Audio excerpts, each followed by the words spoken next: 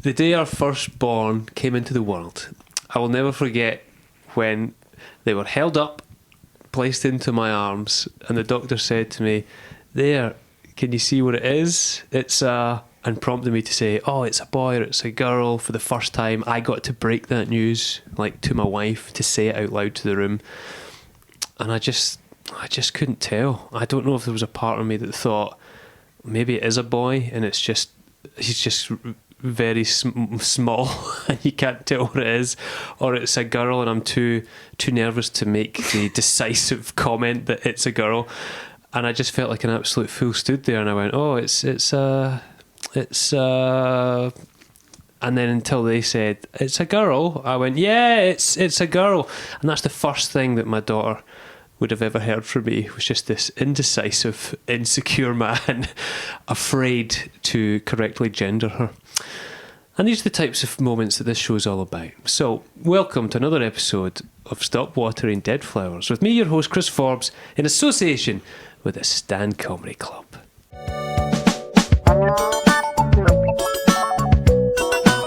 Stop watering dead flowers. I'm delighted to welcome our guest this week. It's the wonderful Tamsyn Kelly, everybody. Hello! Woo. Can I just say I love this country? Got the iron brew there to ingratiate yourself. I asked for this specifically because yes. I love it. That's all. As a way of introduction, it's fair to say one of the UK's kind of already leading comics, but even that's nice. Rising as well. I mean, always rising. The Yeah. star is always rising. Cool. And not just comic, but writer, performer. Many strings to your bow. Very true. I'm doing karaoke at the beginning of my show this year as well, so just so you know, in case anyone's looking for a professional singer. And a Cornwall native, but you do live up here now, hence your new love for iron brew. Yeah, and the accent, yeah. Okay. Yeah. Just thought we should describe maybe where you were from in case everyone's like, wow, what a left turn in this podcast. Yeah, no, that is a good point. I'm from Penzance, but I'm just really easily influenced, so that's why I live in Glasgow now, because my boyfriend told me to, so I'm here now. How do you feel, before we even get started in this podcast, about regrets, embarrassing moments in general? Are you someone that can usually let things go, or do you harbour them? Do you fester over them? Do you let them haunt you? No, I think I really love them. Like, I always say, I'm very difficult to embarrass, because there is a part of me that enjoys it. Right. I'm kind of sick like that. And I love, I remember girls' magazines, they'd always have, or there was one that always had the embarrassing stories at the back. Oh, yeah. And I would just not read any of the magazine and just read the embarrassing stories. I think it's so delicious. So, yeah, no, I love it. I'm hoping there's going to be like a prank or something today and I get embarrassed. And I take it you probably use, given what you've just told me there, a lot of your real life embarrassing situations on stage, like as part of your sets and stuff.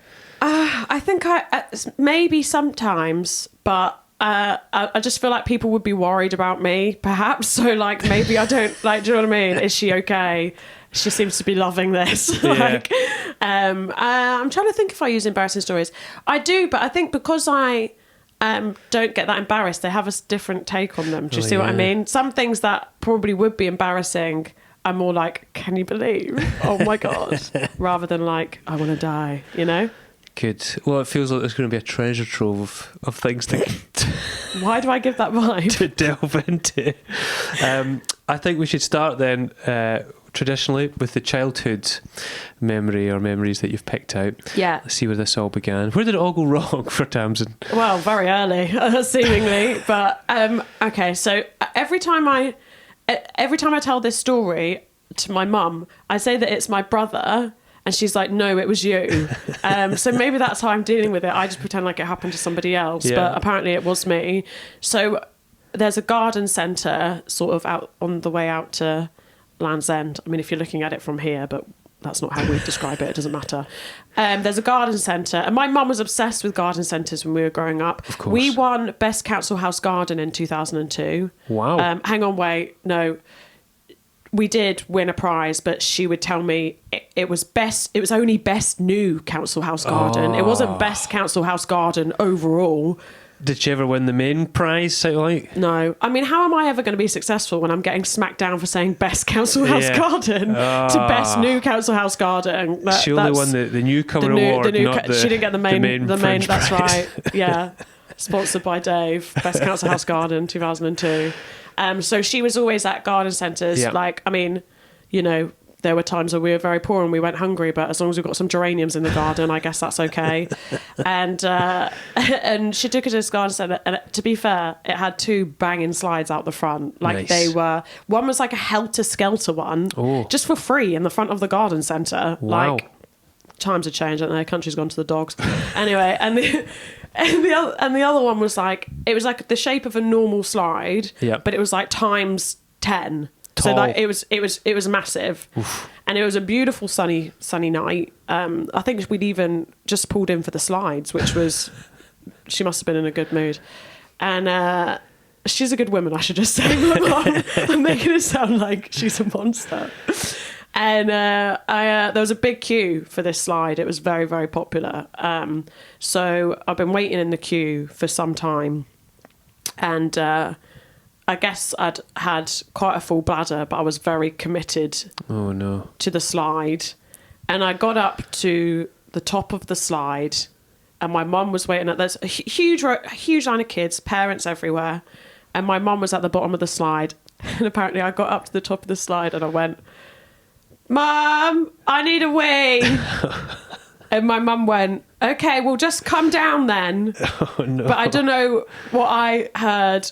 I got that confused, and I just stood there and pissed myself and watched it go down the slide, and then was like, and then just slid down into, and I've got to tell you, it made the motion of the slide so 10 times better. Like, wow. You made your own splash I mountain. think I invented water slides that day. That's what happened. And I slid down the slide into a puddle of my own piss. But like, you know, at least the kids behind me should be grateful. I've mopped up most of it. Oh, I was just going to ask, was there like an audible cry of, like you've ruined it for everyone, or did the rest of them... there was, but I was like, I thought they were like, it was like, wow, she's crushed it. I thought it was like, look how fast she was. Whoa. But no, obviously everyone was like, oh no, she slid into a puddle of her own piss. It sounds so cliche you to know say, what? but I'll it's do it like again. it sounds like the epitome of like an old joke or something where someone goes down the slide going, wee. Yeah, that's it. The Englishman, the Irishman, and the Scotsman. And we do have Irish heritage, so maybe it was like always in me to do that. Because it's the Irishman goes wee down. It's whatever you ask for going down the that's slide. right. That's what you get. Whatever you say going down the slide, that's what's at the bottom. Wow, that actually came true for me.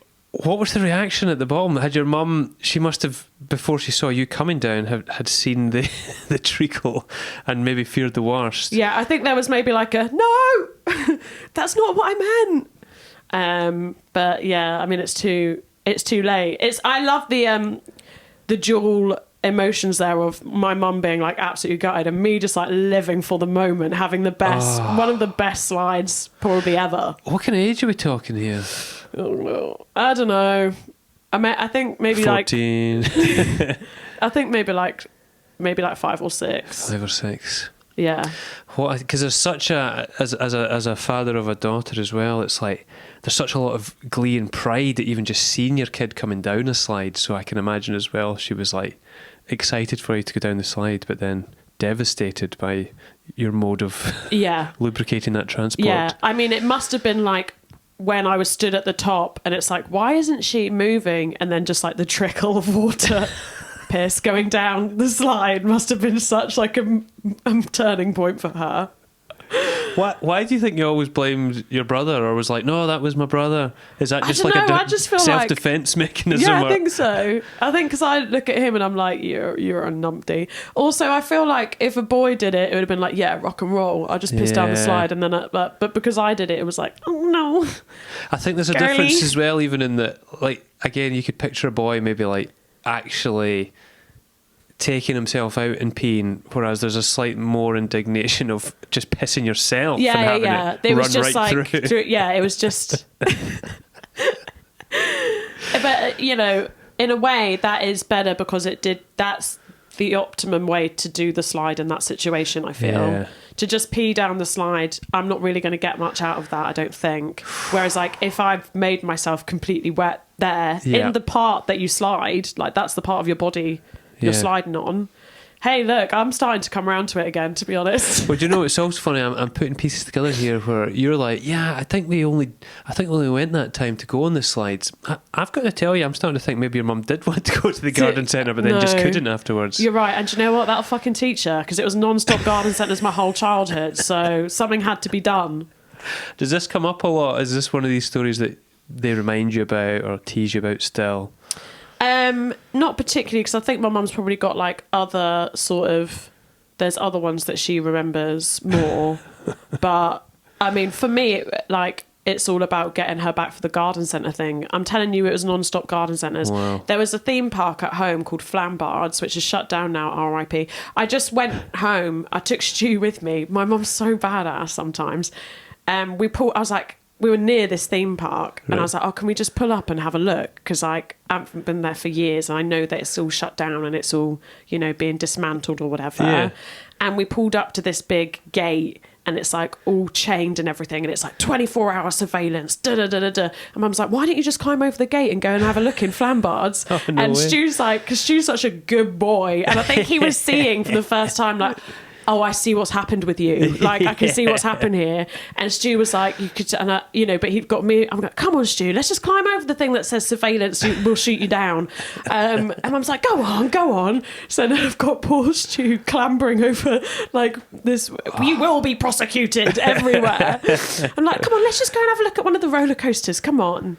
This is beautiful. The reason I bring that up is because that theme park was right next to a garden centre. So my mum used to try and decoy us so we wouldn't get too excited with the garden centre. We're going Flambards. No, we're just going to the garden centre. And it was like the next turning. And we'd be like, no, but we always believed her because she was so like garden centre heavy. But listen, the other nice thing is you've painted a really good image of your mum actually when you were worried that your painter was a monster, because you know she's got a playful and mischievous streak in her saying break in, but then also obviously tended to a wonderfully maintained garden as well. It's like two very different sides to her coin there. Yeah. I think that those are the ones you want to watch, isn't it?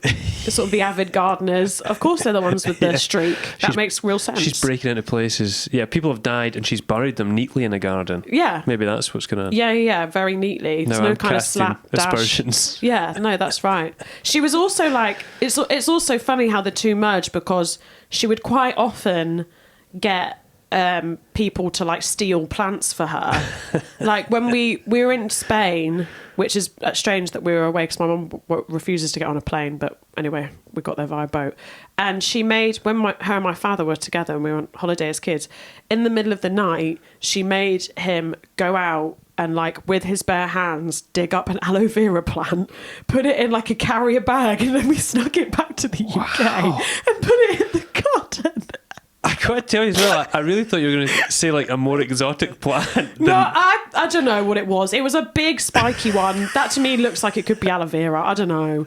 But yeah. Wow. So she just is like, my mum's the naughty gardener. Yeah. Yeah. Title of her and she's French disabled, show. Wow. so she gets away. She's in a wheelchair, so she gets away with bear stealing and shit. Yeah. Or is she? I mean, I don't know what to believe anymore. No, she is in a wheelchair, yeah. She doesn't actually there's not room on a wheelchair like there is a buggy, I suppose. Wow. Because that was how she started. It's a gateway drug. She used to lean on the buggy and put stuff in the buggy and steal it, but now she can't do that for herself. It's quite sad, really. Wow. Yeah. Well, your initial tale of pissing down a slide or a chute, have you been told? A lot of people say chute in Scotland. No, I didn't know that, but that makes it sound better than it is, I think. Yeah, chute. Because it's got like, you're being propelled more. Yeah, yeah. Whereas like a slide is more the reality of like, unless I'm doing it, obviously, then it is a chute. Well, chute as well, I believe it's CHUT. Oh, I see. Even that makes it sound even more Wow. propelled, don't you think? Yeah. Is that just Like a Scottish someone's thing? Shoot. Do you ever call it a shoot? shoot rather than Yeah, I'm looking at rather than Sean a slide. down the shoot. A shoot makes it sound like there's somebody at the top kicking the kids off. Like, you know, Yeah. if I think of a shoot, I think of something going, even CHUTE, Yeah, I it's think still- of something like, "Pew!" It's propelling Yes, exactly. as an onomatopoeic kind of word. Yeah. Well, not quite. I guess shoot would be I don't know. We've got muddled here. Yeah. Let's concentrate back to All this Back to the piss. Tales Would you of call it War. piss or Well, pish, you know. pish? Yeah, of course. I love this country. Pish. That's a great one to start off with. I feel like also it's given us an insight into your life and childhood as well, which can often have an impact into the future things that might have happened. Yes. Where would you like to go next? Would you like to explore one that's maybe happened in your career or a relationship? Entirely up to you. I really don't care. I have got I've got endless career ones that just involve me down on my arse, but like I've got 2 celebrity career ones. People love to hear a bit of a celeb tale. Okay. Well, I can just do both of them because they're relatively short. Okay. When I was at drama school, I'm trying to remember why I got in contact with her. I don't know, I think it was my grandma. My grandma just thought that like the reason I wasn't famous is because I didn't write enough letters to famous people. And she was always just like, just write them a letter. And I'd be like, that's so embarrassing. But I would try, I would do it sometimes. And that was it. I was at drama school, I was playing the lead in the final play. And we were doing The Sea by Edward Bond. And my character had been played on the West End by Dame Eileen Atkins, who very famous, I think. No, she's in loads of stuff. I can't think of anything at the top of my head, but like all the sort of the fact she's a dame gives off a certain. She's you've done she's a big deal, is what you need to know if you haven't heard of her. I mean, Can you think? She played The Sea. I mean, she's that good. Well, no, she wasn't The Sea, but yeah, okay. I feel like I can't because of what I'm going to say. I have to stand up for Dame Eileen Atkins. Hang on, Dame, how do you spell Eileen? Come on, Eileen. Okay, I'm going to Eileen find Atkins. It's actually spelled that way. Okay. Credits include, there'll be loads of them. Oh, she's so crazy famous. She's still alive. She's 91. Good on her. Wow. Eileen Atkins, she has worked in theatre, film and television consistently since 1953. I'm trying to get up anything she's done. Oh, here we go. She won the BAFTA for Best Actress, Emmy for Outstanding Supporting Actress. Wow. So she was in Cranford. Okay. She's a 3-time Olivier Award winner. Oof. Best Actress, The Unexpected Man, something called Honour. I've not heard of some of these.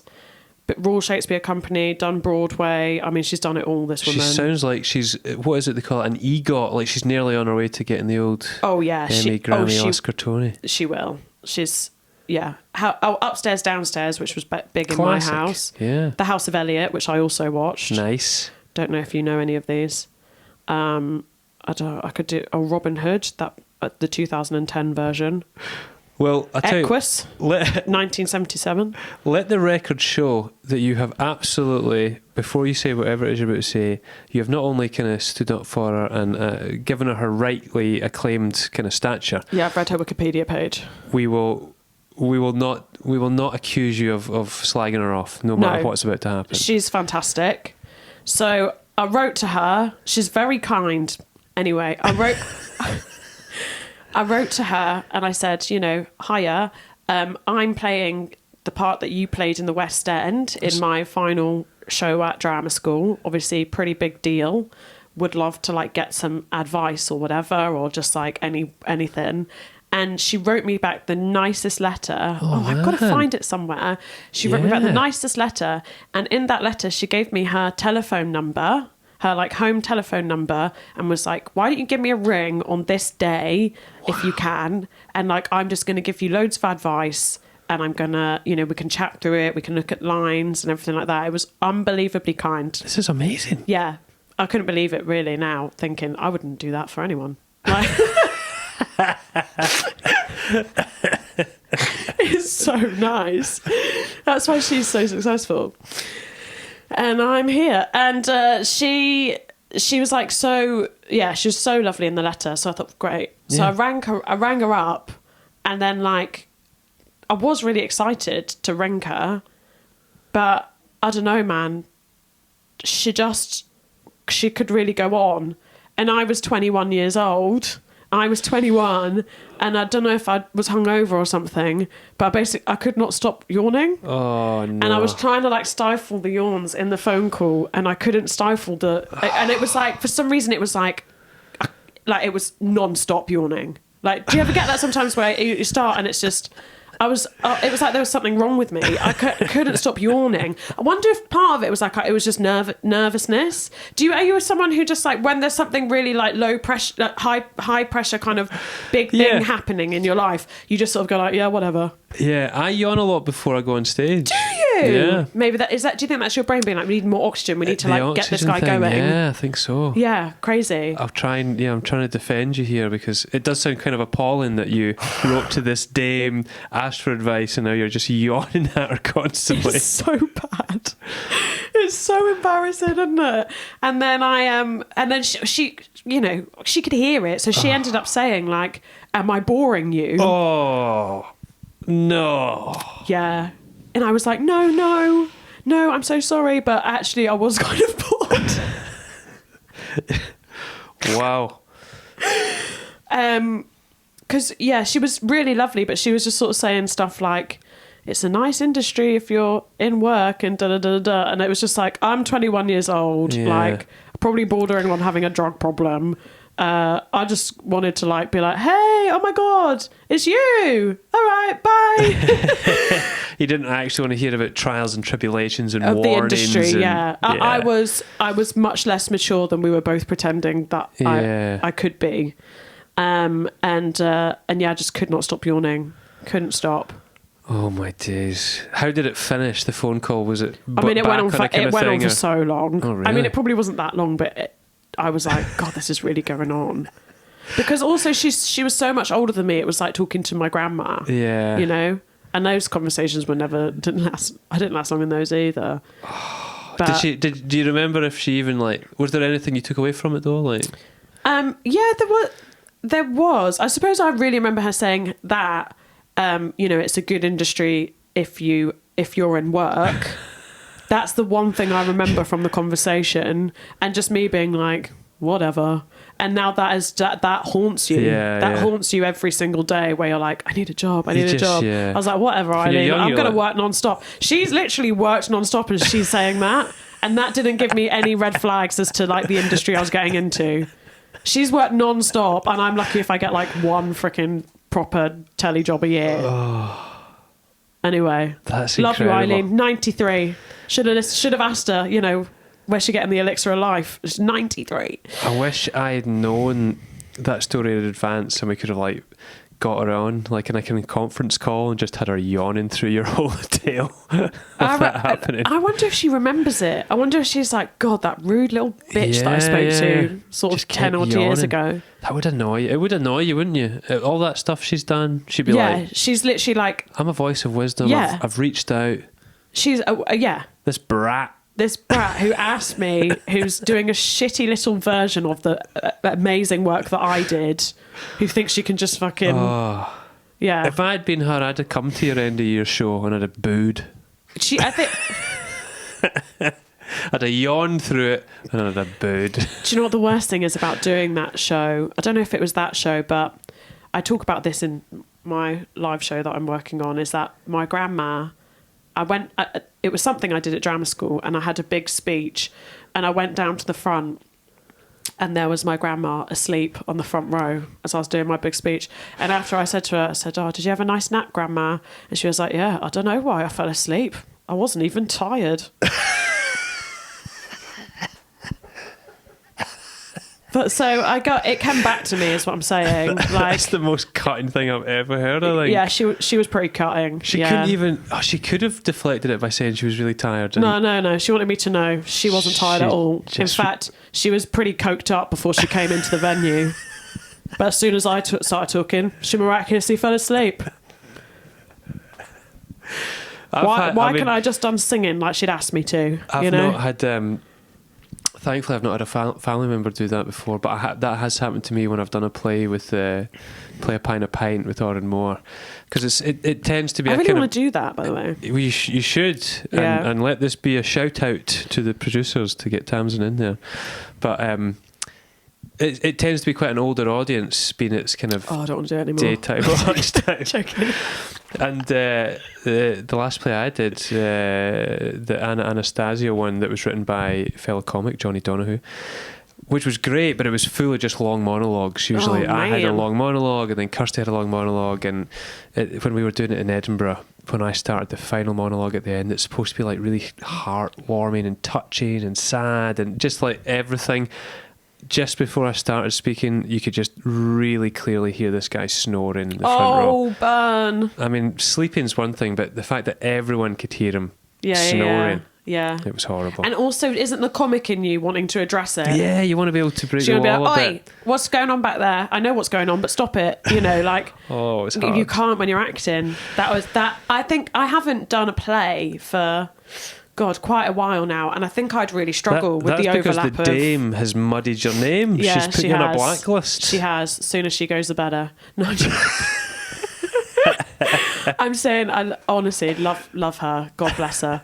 I think I would find that now after being distracted with stand up for over 5 years or whatever I've been doing it. Like I would find that really difficult to go.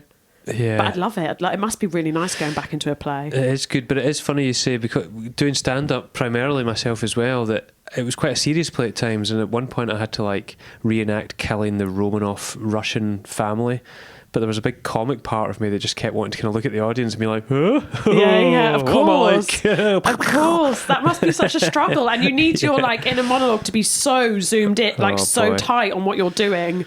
Like, it must be really difficult, but I'd be up for that.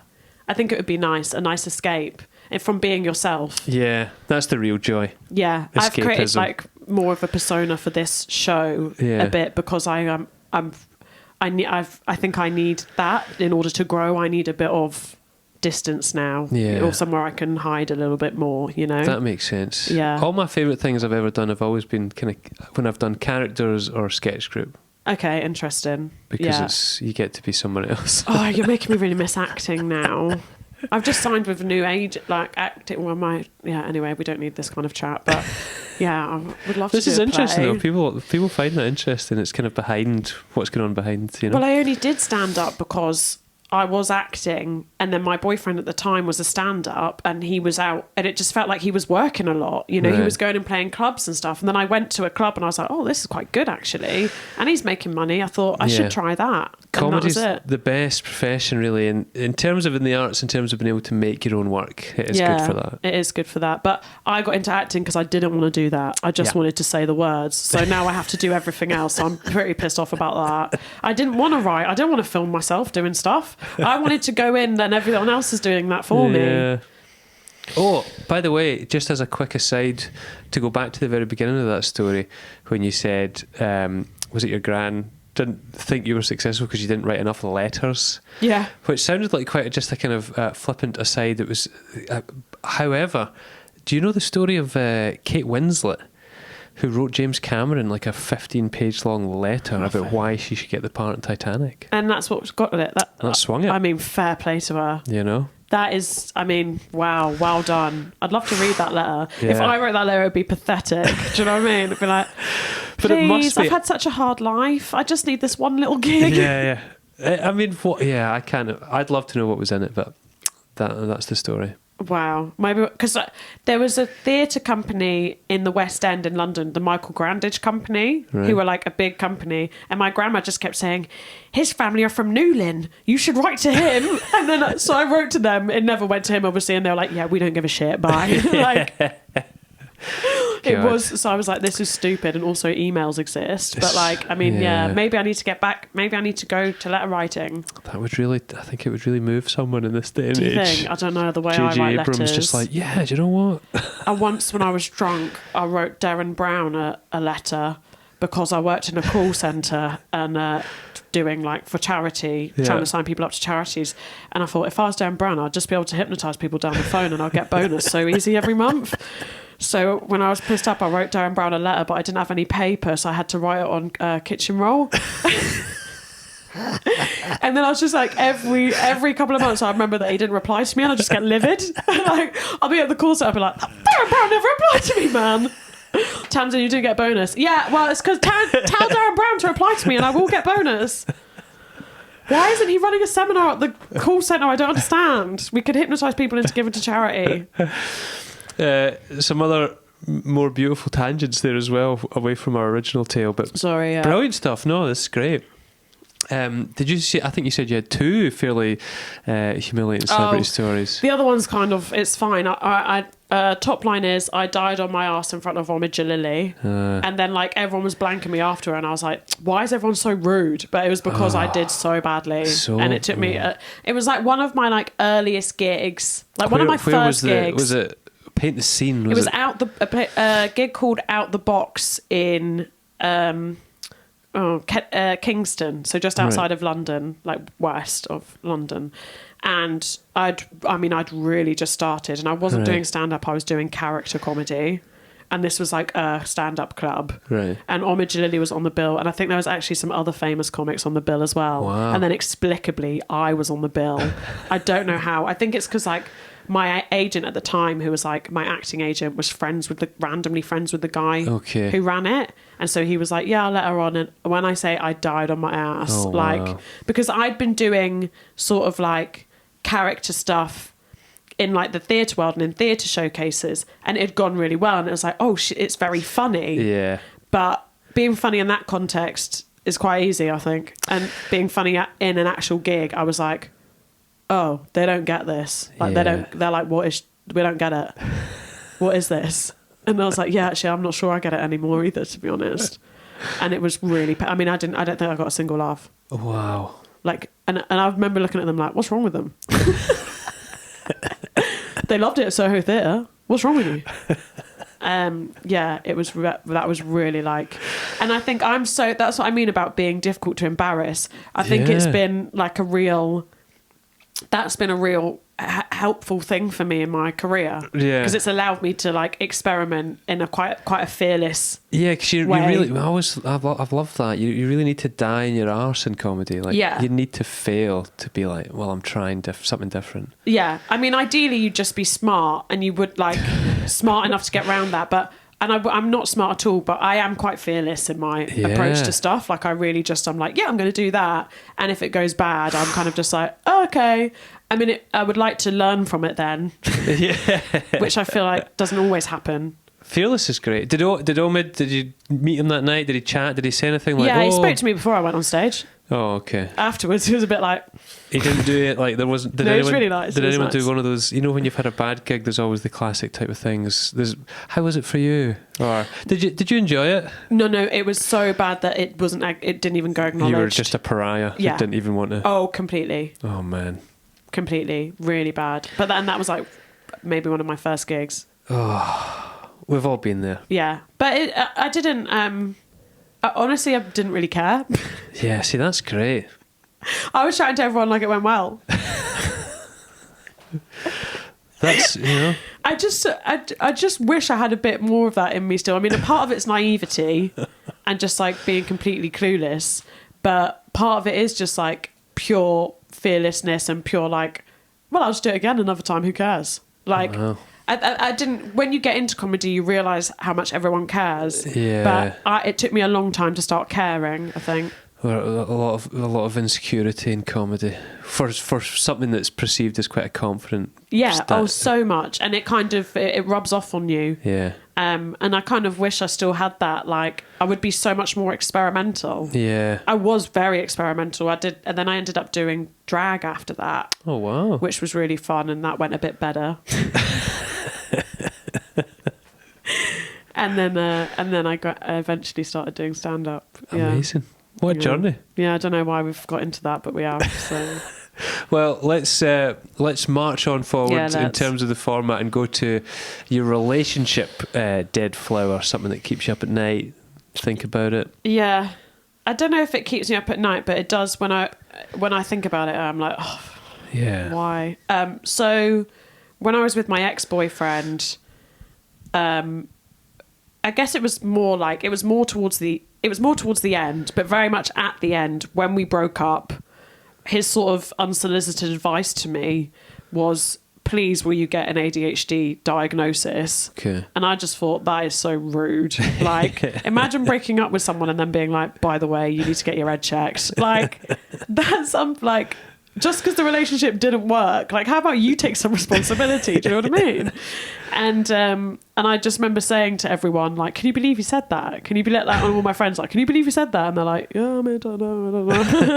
I can't believe you would say that. Like, why would you say that?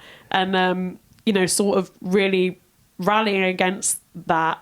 And then, and then like a year and a half later, getting together with my new boyfriend and telling him, like, can you believe my ex said I should get an ADHD diagnosis? And then him being like, I actually really agree with that. And I think you should.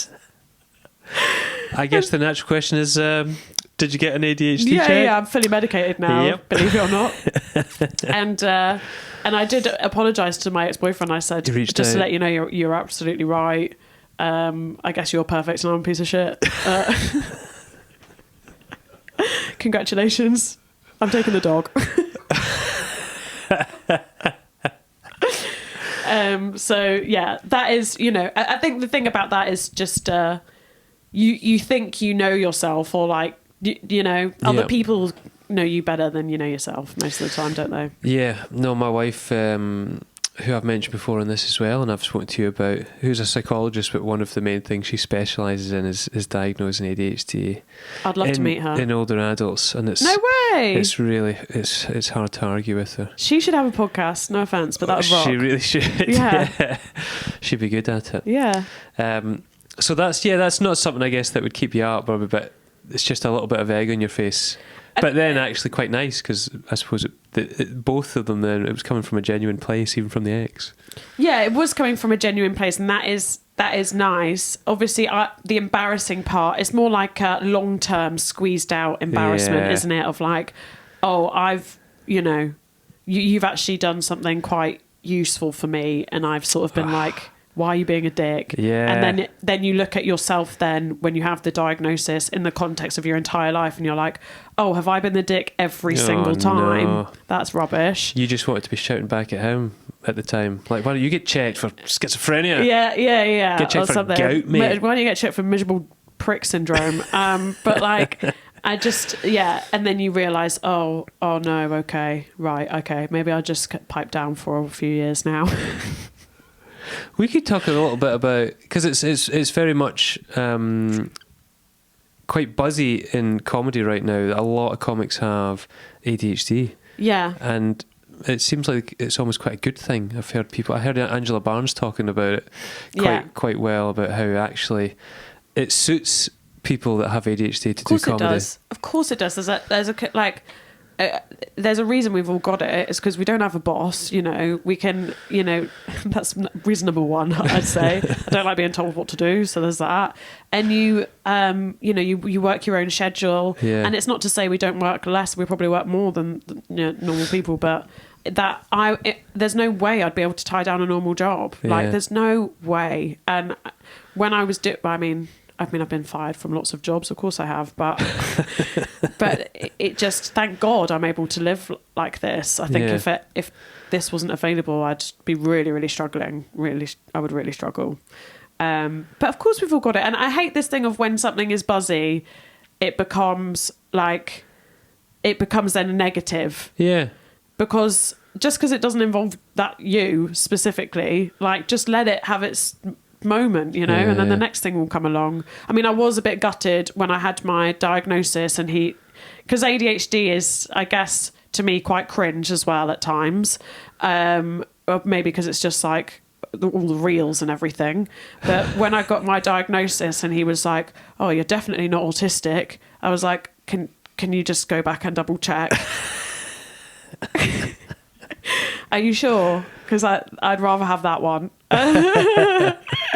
At least I can tell my boyfriend, you're wrong, actually, I'm autistic. So, but yeah, it's just good. It's really good to know. Yeah. It's good to know. And it stops you going, why am I so sad? And, oh, it's probably because something to do with this, you know? Yeah. And it also, you feel like you want some explanation as to like, why am I so kind of extrovert and so like so much energy and so much banging around everywhere, but I feel so like hurt inside and so sensitive. I feel very sensitive at the same time, and you're like, oh, okay, there's something going on there. It's not just like you're a little freak. So yeah. Anyway, everyone's heard it all before with ADHD. I've got nothing to add. No, I think that was wonderfully put. I think that will resonate with a lot of people. Ask your wife about it. 'Cause she's probably got something more interesting to say, I'd imagine. Well, thank you very much for sharing the stories so far. What we're going to do now is for our special Patreon listeners, that's right, our goal is to get, what was our goal? We worked it out. I think we want 14 Patreons to pay £3 a month. That covers our editor fee. Oh, that's nice. That's all we're asking for. Just ask for people to pay it forward. You know, really, Patreons are the grassroots of independent podcasts, really. Yeah. So if you are one of these, can you hear me pandering to our future Patreons? You should do it. Whoever's on the. I'm going back to my call centre days now. You should do it. You know, it's only £3 a month. That's nothing. It's less than a cup of coffee. Look at that. What a sales pitch. All right, Tamsyn Kelly. Yeah. Thank you very much for sharing these. Thanks so much. Wonderful stories. Where can people see, hear any of you or any of the things you've got coming up? I believe this will be coming out maybe in the last week of the Fringe, actually. So. Oh, useless to me. I wish I'd known that before I agreed to do it. If there's any tickets still remaining in your last week, you know, where's that happening right now? Well, I feel like I've had an exorcism and then I've been immediately scammed after it. But like, it could be worse. I've got a feeling this could be the one that's out just after the Fringe. It's not. Okay, well, if it's out before the Fringe, we don't seem to know if this is ever going to leave, if anyone's ever going to see this. But if you're listening to this and the Fringe is still happening, my show's called Hot Titty Bungalow and it's on at 4:20 at Cab Vol Monkey Barrel. So yeah, but if not, if it's after that, I've probably got nothing to promote. So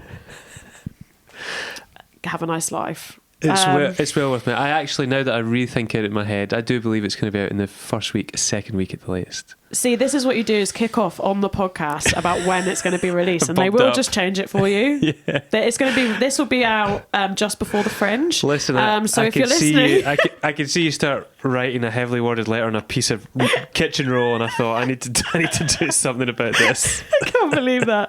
That's never happened before. I'm going to do that on every podcast I do. If it's not coming out when I want, I'm going to kick off. Quick mention to the show title, which is obviously very unique. What's the behind the?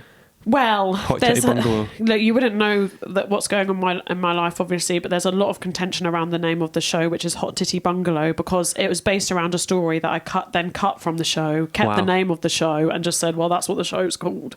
But it's a story about my grandma when I was at her bungalow. Her nipple fell off, and I know. Apparently that can happen when you're older due to it's just the nubbin bit. It wasn't like the full nipple. That can happen when you're older due to lack of stimulation. New fear unlocked, guys.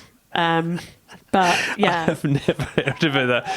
If anything, I can't believe we didn't put this behind the £3 paywall. Well, nipples falling off. Yeah, just the nubbin bit. It's just like almost looks like you're looking forward to it. You're like, just the nubbin. Come on. Yeah, put it in a jar, put it on the mantelpiece, you know. I don't know.